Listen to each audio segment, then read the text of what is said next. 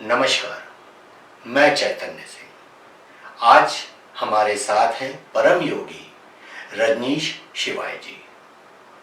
नमस्कार। नमस्कार। नमस्कार। आप सबका स्वागत है। अभी आपने बोला जाना तो तय है, अब इसका उपाय क्या है? एक आम आदमी के लिए, एक हम जैसे लोगों के लिए, आखिर इतना सब कुछ हो जाएगा, अगले साल से सब चीज़ें शुरू हो जाएंगी और आपने बताया 2029 तक बहुत सारी चीज़ें बदल जाएंगी, 10 में से 8 में से केवल एक आदमी बचेगा, तो आखिर इसका उपाय क्या, हम करें क्या? अभी गारंटी नहीं है एक बचेगा, उससे भी कम परसेंटेज अच्छा। हो सकती है। मैंने कहा 100 करोड़ के अंदर जीवित रहने के चांसेस हैं 800 करोड़ में से, तो वो एक आदमी भी नहीं है ना। 800 में से 8 में से एक आदमी नहीं हुआ, वो उससे भी कम हुआ। तो आखिर इसका क्या उपाय है, क्या करे एक आम आदमी? देखिए, अब मैं ये कहूँगा कि तीर कमान से निकल चुका है और कमान से निकला तीर वापस नहीं आता, ये आपको पता है। हाँ, भगवान ने हर बार, आप कोई भी उनका अवतार ले लीजिए, किसी भी असुर का संहार करने से पहले उसको मौका जरूर दिया है कि सुधर जाए, अपनी चीज़ों को, अपने कर्तव्यों को, अपने कर्मों को सुधार ले, तो वो क्षमा कर देंगे। ये आपने सुना ही है, हर जगह पढ़ा हुआ।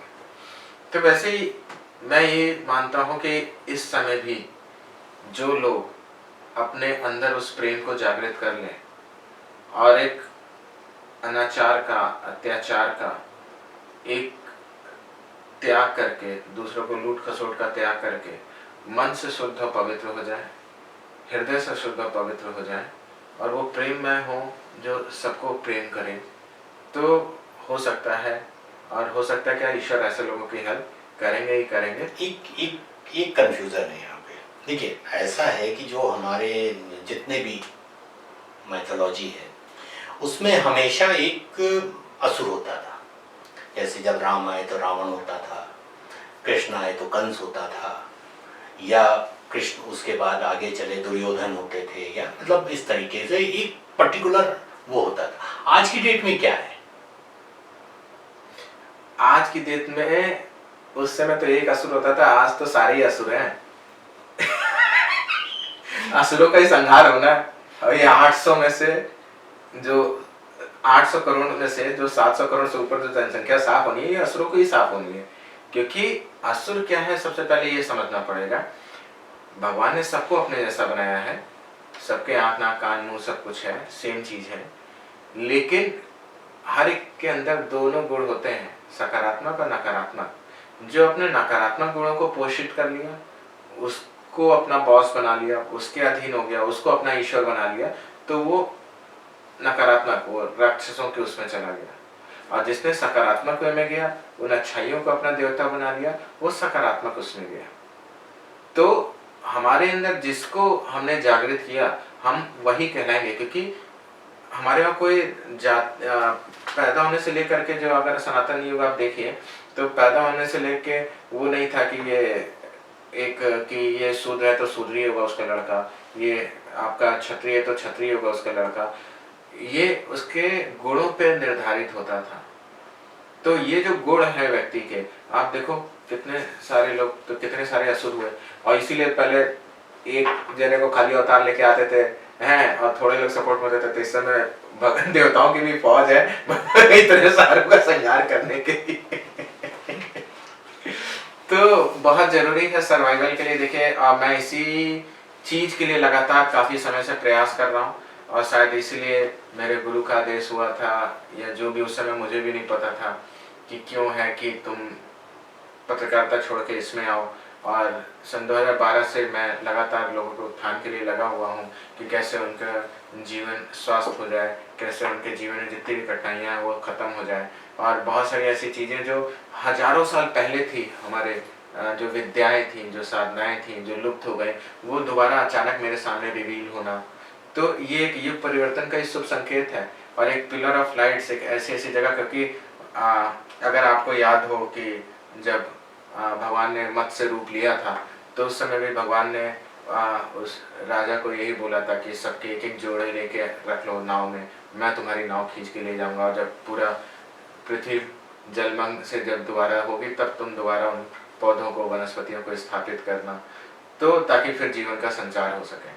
तो वैसे इतनी सारी विद्याएं, इतनी सारी वो शायद इसीलिए आ रही है कि लोगों का हृदय परिवर्तन हो जाए, लोगों के अंदर पवित्र भावना आए, लोग सबको अपने जैसा समझ सके। क्योंकि असली प्रॉब्लम तो यही है कि हर एक व्यक्ति अपने आप को ही सही मानता है, दूसरा तो उसको हमेशा गलत लगता है, और अपने जैसा वो दूसरे को समझता ही नहीं। अगर कोई दूसरे को भी अपने जैसा समझे तो आप अपने आप को गाली नहीं बकोगे, आप अपने आप को मारोगे नहीं, आप अपने लिए कुछ नकारात्मक नहीं क्रिएट करोगे तो दूसरे के लिए भी नहीं करोगे। क्योंकि स्वामी रामा ने भी बोला, इतने बड़े संत रहे, सिद्ध रहे, वो भगवान रहे हैं, कि इस प्रकृति में कौन अलग है, कोई नहीं है,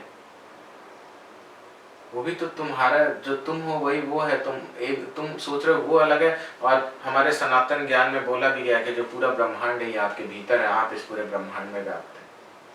तो जब व्यक्ति के भीतर ये भाव आना शुरू होगा तो उसका संरक्षण ईश्वर जरूर करते हैं, और उसका बचना वो है। और इसीलिए इस इतने बड़े लेवल पे, बहुत सारे लेवल्स पे मैंने भी ये मुहिम चलाई है कि लोगों के अंदर वो अंदर से बदलाव आए, उसके लिए उनको ध्यान कराना और बहुत सारी जो ज़रूरत है। और इसके साथ साथ ये भी ध्यान रखना कि उनके जो रोज़मर्रा की जो परेशानी है, ताकि वो स्ट्रेस में ना, क्योंकि एक जो नकारात्मक ऊर्जा है, मैंने कहा कि एक युद्ध चल रहा है बहुत बड़े लेवल पे अच्छाई बुराई का, और हर एक व्यक्ति के अंदर वो जो नकारात्मक शक्तियां, क्योंकि उनको भी अपनी सेना बढ़ानी है, तो हर एक व्यक्ति के चारों ओर ऐसा वो इमोशनल बवंडर क्रिएट करने पे तुली है कि वो कुछ ऐसा करे जो राक्षसों से मिलता जुलता हो, जिससे वो प्रवृत्ति उसके अंदर जागृत हो, जिससे हमारी सेना ज्यादा मजबूत हो। तो इस समय लोगों को भी बहुत शांति से काम लेने की आवश्यकता है, समझदारी से काम लेने की आवश्यकता है, बहुत शांत रहने की आवश्यकता है, और अंदर से उस ईश्वरीय गुरुओं को जागृत करने की आवश्यकता है। तो जो भी उनके रास्ते के ब्लॉकेजेस हैं, चाहे वो फाइनेंशियल हो, हेल्थ हो, तो वो भी मैं साथ में गाइड करता जा रहा हूँ, कैसे आप उसको ठीक कर सकते हो, हील कर सकते हो। तो ये सारी चीज़ें हम लगातार लगे हैं, और इसके लिए हम बहुत सारे अपने फ्री इवेंट्स भी चला रहे हैं चारों ओर, और ऑनलाइन है, कहीं से दुनिया में बैठ के करिए। तो जरूर से और भी लोग अगर देखना जुड़ना चाहते हैं तो जुड़ सकते हैं, ये आपकी चॉइस है। मेरा कोई ऐसा नहीं है कि आप जुड़ जाओ, क्योंकि मेरे को तो ये है कि जितने ज़्यादा लोग सेफ हो सकें, जितने लोग सुधर सकें, मैं जो अपना रोल प्ले करना है, जो मैं करने आया हूँ, शायद अभी जो मेरे को जिम्मेदारी दी गई है वो मैं कर रहा हूँ, बाकी तो शिव इच्छा हरि इच्छा। इस पे एक सवाल है, जैसे आपने अभी एक चीज़ बोली कि आप ध्यान करें या आप कुछ इस तरीके से करते हैं, तो क्या ये चीज़ टल सकती है? अगर बचपन से आपने देखा होगा, हर कोई अपनी फैमिली को ले ले, अपने नियर डियर से लेकर के दूर के रिश्तेदारों तक का, क्या आपके समझाने से उसमें कोई परिवर्तन आया? इतिहास उठा के देख ले, सभी युगों में जितने भी राक्षस हुए, क्या उनको समझाने से उनके भीतर परिवर्तन आया? ये मेरा सवाल उल्टा आपसे। एक नहीं, बात आप सही कह रहे हैं। हाँ। देखिए, ये भी हो सकता है शायद वो समझा ना पाए या वो समझना ना चाहता हो। एग्जैक्टली। तो बस यहाँ भी वही खेल है कि जो समझ गया और जिसने वो परिवर्तन ले आया, उसका कल्याण ईश्वर करेगा ही करेगा, और जो नहीं लेके आया तो तीर तो कमान से निकल ही चुका, वो तो घुसेगा ही घुसेगा। अच्छा, एक सवाल और है। बहुत सारे लोग जैसे हैं जो जनरल पब्लिक है, ऐसी एक बार आपसे बात हुई थी तो मैंने बहुत सारे लोगों से बात की, उनका कहना है कि भाई मेरी उम्र 20 साल है, किसी को बताना तो अभी 30 साल का हूँ, मैंने फलाने एस्ट्रोलॉजर से पूछा, वो तो कह रहा तुम्हारी 70 साल की उम्र है, कुछ इस तरीके के, जो मतलब एक कॉन्फिडेंस है कि यार हमको तो कुछ नहीं होगा। वो एक जनरल कॉन्फिडेंस होता है कि अगर मैं सिगरेट भी पीऊँ तो मुझे कैंसर नहीं होगा, दूसरे को हो जाए, लेकिन मुझे नहीं होगा।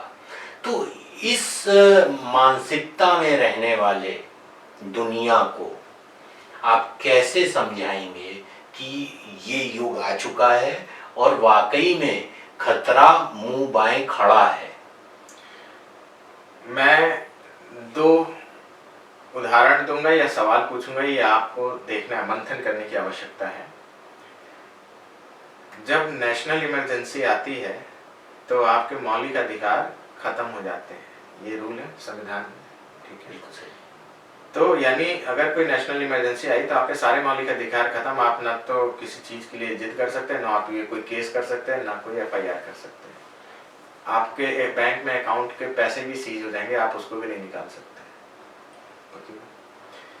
तो ये एक यूनिवर्सल इमरजेंसी का समय है। एक प्रकृति अपने स्वरूप में है जो एक मानवता को बचाना चाहती है। एक माँ अपने वास्तविक बच्चों को जो देवत्व का है उनको बचाना चाहती है, क्योंकि जो राक्षस है वो आत्मा तो राक्षस नहीं है उनकी, उसने वो आवरण धारण कर रखा है, तो उसके कपड़े बदलने की आवश्यकता है। दूसरा, ये जो लोग ये सोच रहे हैं एस्ट्रोलॉजी में हमारी 50 साल आयु बताई है, तो यानी मैं अभी 20 साल का हूँ तो मैं तो जीऊंगा अभी, तो यानी ये 2029 पार हो जाएगा, तो ये उनकी सबसे बड़ी भ्रांति है, क्योंकि ये बिल्कुल नेशनल क्राइसिस की तरह है। तो आपका ये अधिकार है, वो सारी एस्ट्रोलॉजी उस समय आपके धरी की धरी रह जाएगी।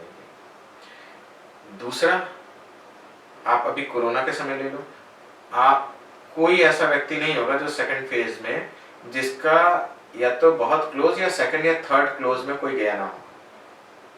आप किसी का भी ले लो, एकदम क्लोज यानी फर्स्ट, सेकंड और थर्ड, इन तीनों में कोई ना कोई गया ना हो, ऐसा हो ही नहीं सकता। तो उनके कई सारे लोग मेरे पास ये आया था कि पंडित ने तो इनकी आयु इतनी बताई थी कि अभी ये 80 साल तक जिएंगे, ये तो खाली 40 पे अटक गए, कैसे हो गया? तो ये जो परिवर्तन है, ये क्राइसिस मतलब ये इमरजेंसी है, मतलब एक प्रोटोकॉल लागू हो चुका है इस प्रकृति का कि ये शुद्ध करना ही करना है। फिर आपके ये जो जितनी एस्ट्रोलॉजी वगैरह है ये सब उस समय काम नहीं करेगी। तो अब जरूरत आपको कौन बचा सकता है? आप स्वयं। जब आप अपने भीतर प्रवेश करोगे, अपने आप से जुड़ोगे और उस ईश्वरत्व से जुड़ोगे, तो आपका हृदय परिवर्तन हो गया। आप इतनी शिद्दत से चीजों को करो, तब तो आपके बचने के चांसेस हैं, अन्यथा नहीं। अभी आपने एक बात कही कि जैसे प्रकृति है या ईश्वर है वो अपनी एक माँ की तरह अपने बच्चों को बचाएगी।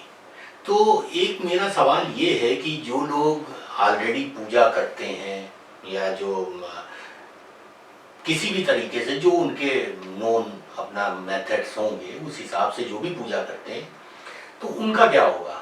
वो बच जाएंगे? पूजा तो रावण ने भी की थी, पूजा तो हर एक राक्षस ने की थी जिसने ब्रह्मा जी से वरदान प्राप्त किया, तपस्या करी, पूजा से आगे बढ़ के बहुत तपस्या करी, हजारों साल तक तपस्या करी, क्या वो बच गए? फिर अब अगर पूजा भी नहीं बचा सकी, वो भी नहीं कर पाएगी, तो फिर क्या? पूजा का डायरेक्शन क्या? एक पूजा हम कर रहे हैं, एक आडंबर रच रहे हैं अपने आप को सेटिस्फाई करने के लिए या दूसरों को दिखाने के लिए। हम संसार में उन्हीं कर्मों में लिप्त हैं। दूसरे को हम भगवान के नाम पे तो पूजा कर रहे हैं, लेकिन बाहर उन्हीं कर्मों में लिप्त हैं, एक दूसरे को नोच रहे हैं, खसोट रहे हैं, जबकि हर एक जीव में उस ईश्वर का अंश है। तो एक तरफ आप एक देवता को बोल रहे हो कि वो है, और दूसरी तरफ उसी देवता को जाके नोचना शुरू कर दिया आपने। मैं इसको इस दृष्टिकोण से समझाने के लिए बता रहा हूँ। तो जब तक मन शुद्ध नहीं होगा, जब तक हृदय परिवर्तन नहीं होगा, जब तक अंदर सबके लिए प्रेम का भाव जागृत नहीं होगा, तब तक तुम कुछ भी कर लो, बच नहीं सकते। रावण से बड़ा कोई भक्त नहीं था, और किसी भी असुर से बड़ा तपस्वी, मतलब और भी बहुत सारे तपस्वी ऋषि भी हुए हैं, लेकिन उन असुरों ने जितनी तपस्या करी, क्योंकि देवताओं को भी पता वरदान देने के बाद ये हमारा ही बेड़ा गर्क करेगा, तो वो भी और ज्यादा उसको इंतजार कराते कि भैया तुम रुक जाओ, अभी भी ये तपस्या तोड़ दे। तो उन असुरों ने बहुत तपस्या करी। उद्देश्य क्या था? तो अगर तुम्हारा उद्देश्य भी ऐसा ही है तो फिर तो जाना तय है, पैकिंग शुरू कर दो। अब आपका क्या संदेश है देश, दुनिया और आमजन के लिए? मेरा संदेश सिर्फ एक है कि आप कुछ भी कर रहे हो। मेरे पास एक सवाल ये जरूर लोग बोलते हैं कि सर ध्यान करने का टाइम नहीं मिलता, या फिर सुबह से शाम तक काम में उलझे हैं, घर के परिवार भी देखना है, ऑफिस भी देखना है, घर भी देखना है, और बहुत सारी जिम्मेदारियां हैं। तो मेरा सिर्फ एक संदेश है, अब चूंकि कोरोना बीत चुका है, जब कोरोना में भी हुआ था तो तुम सारे काम बंद कर दिए थे ना, घर में थे, बंद थे। कोरोना के समय आप देख लो, जब कोरोना हुआ तो सब लोगों ने अपने आप को बंद कर लिया। उस समय कोई काम नहीं था, कुछ वो नहीं था, तो क्या काम नहीं चल रहा था? हाँ, आप कहोगे कि रोजगार के साधन भी तो बंद हो गए थे, लेकिन जो आने वाला है उस महाविनाश में तो तुम्हारा वो रोजगार ही हो सकता है खत्म हो जाए, क्योंकि बहुत सारी व्यवस्थाएं बदल जाएंगी, बहुत सारे चीजें बदल जाएंगी। मैं बड़ा असमंजस में रहता हूँ क्योंकि कई सारी चीजें मैं बोल नहीं सकता। जानते वक्त भी लोग मेरे से पूछते हैं कि ये कैरियर में जाऊँ कि ना जाऊँ। मैं सोचता हूँ कि हाय रे, क्या बताऊँ मैं इसको, ये कैरियर तो आगे है ही नहीं, लेकिन चुप, मैं उसके उसमें हस्तक्षेप नहीं कर सकता कर्म में। तो मैं कुछ ऐसा उसको समझाता हूँ कि वो कि बस कुछ दिन और रुक जाओ, फिर देखना अपने आप रास्ता दिख जाएगा, क्योंकि अब टाइम ही क्या बचा है, परिवर्तन की घड़ी कितने वर्ष है। तो मैं यही संदेश देना चाहूँगा कि समय आपको लगता है नहीं है, लेकिन अब समय है ही नहीं आपके पास।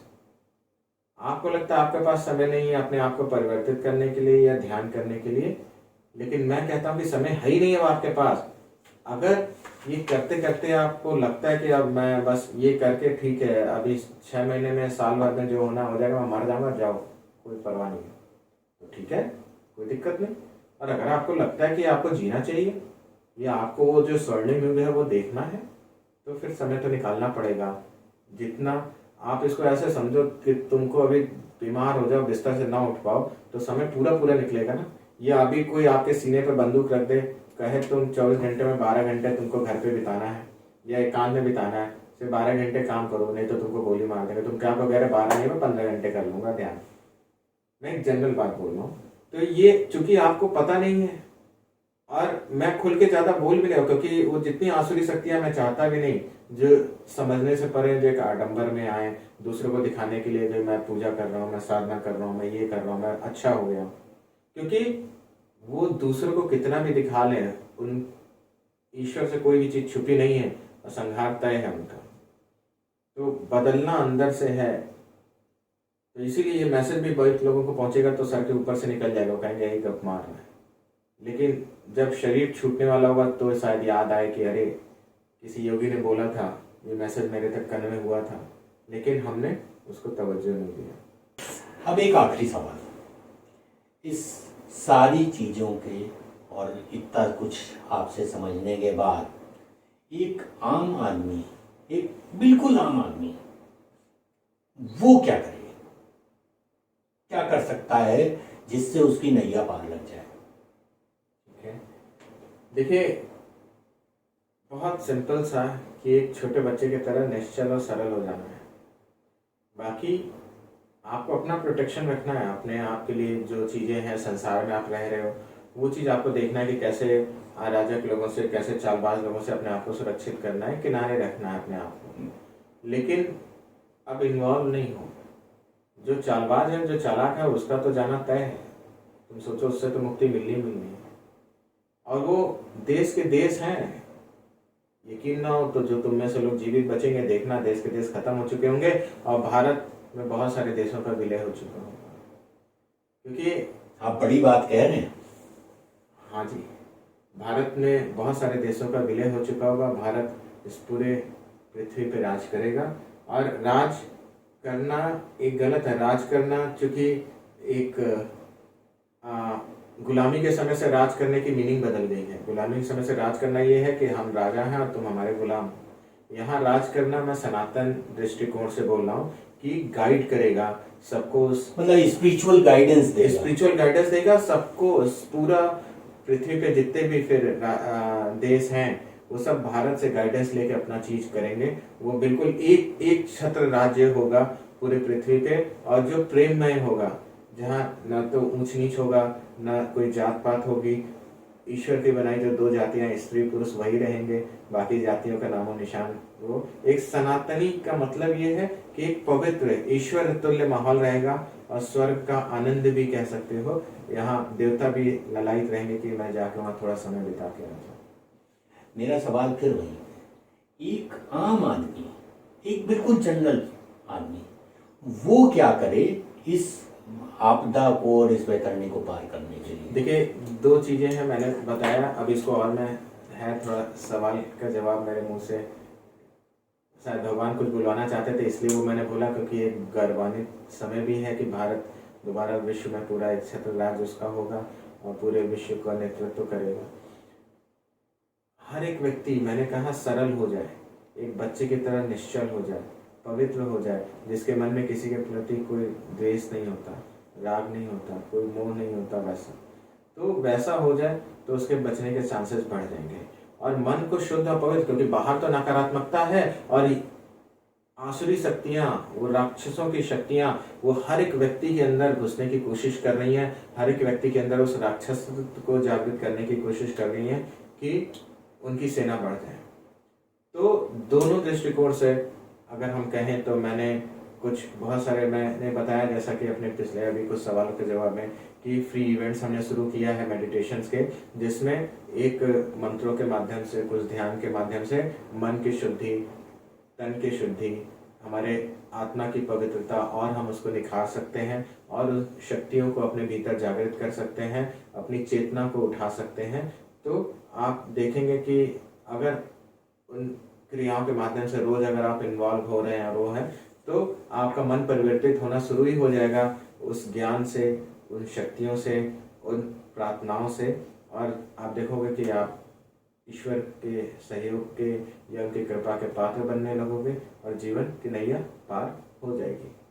या इसको मैं ये कहूँ, हो सकती है, इसलिए हो सकती है बोल रहा हूँ क्योंकि फिर मैं कह रहा हूँ, एक आप फिजिकल बस दिखाने के लिए या मृत्यु के भय से आ रहे हो, और एक आप वाकई करना चाह रहे हो। अब शुरुआत में हो सकता है आप मृत्यु के भय से आ रहे हो इन साधनाओं को करने के लिए, लेकिन नो डाउट जब मन पवित्र होगा तो मृत्यु का भय निकल जाएगा, फिर मृत्यु नाम की कोई चीज होती नहीं है, ये आप समझोगे। तो जरूर से आप भी अगर जुड़ना चाहते हैं तो इन साधनाओं से, या हमारा फ्री इवेंट्स चल रहे हैं उनसे जुड़ सकते हैं, नंबरों पर संपर्क कर सकते हैं, ऑफिस पे व्हाट्सएप कर सकते हैं, और हमारे डायरेक्ट मेडिटेशन के लिंक जो डेली 6 से 6:30 या 6:45 तक सुबह शुरू हो रहे हैं, उन पर ज्वाइन कर सकते हैं। तो ये थे परम योगी रजनीश शिवाय जी। इनसे फिर मिलेंगे, फिर बातें करेंगे कुछ और संदेशों के बारे में, कुछ और स्पिरिचुअल गाइडेंस के बारे में मिलते रहेंगे। नमस्कार। नमः शिवाय। नमः शिवाय। नमः शिवाय।